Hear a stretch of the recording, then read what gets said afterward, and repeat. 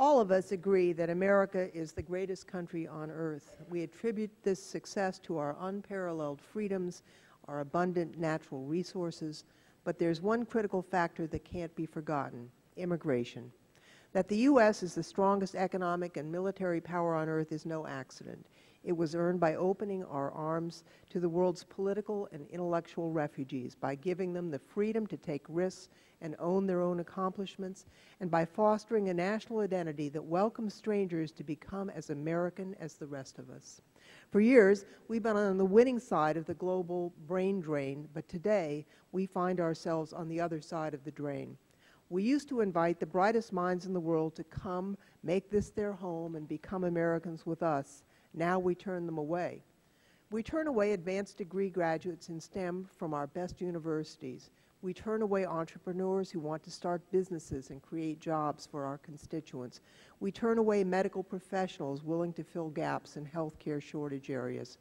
Rather than harness their potential, as our country has done for over 2 centuries, we now tell these people they are not welcome. Worse yet, in this increasingly global economy, we tell them to go home and compete against us from overseas. The result has been a reverse brain drain, and it's not good for our country. Immigrant students and entrepreneurs have had a profound impact on the U.S. economy and job creation in America. Immigrants were responsible for 1/4 of all engineering and technology startups created in the United States between 1995 and 2005. The vast majority of these immigrants had advanced STEM degrees, mainly from U.S. universities. More than half of startups in Silicon Valley, my district, had immigrant founders.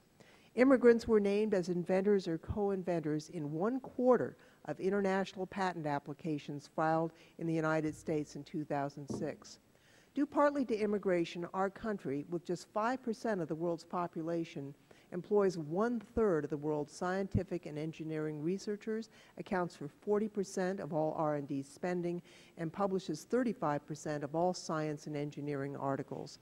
This leadership in science and technology, according to the national academies, has translated into rising standards of living for all Americans, with technology improvements accounting for up to half of GDP growth and at least 2/3 of productivity growth since 1946. This is because, according to the academies, while only 4% of the nation's workforce is composed of scientists and engineers, this group disproportionately creates jobs for the other 96%.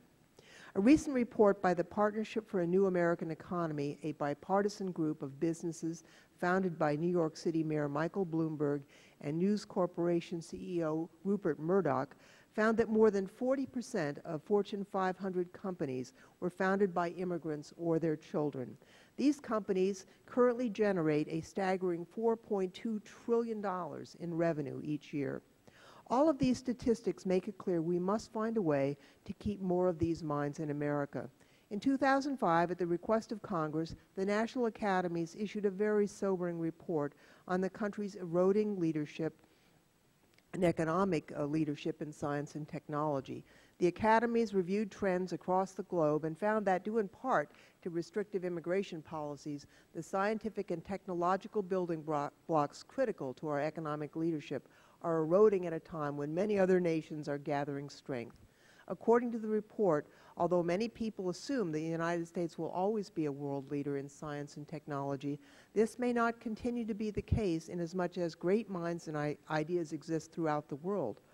They said, quote, "We fear the abruptness with which a lead in science and technology can be lost, and the difficulty of recovering a lead once lost, if indeed it can be regained at all," unquote.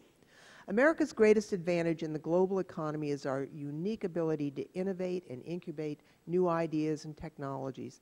This history of innovation was built by both by harnessing native-born, homegrown talent and fostering and welcoming the best and brightest immigrants from around the world.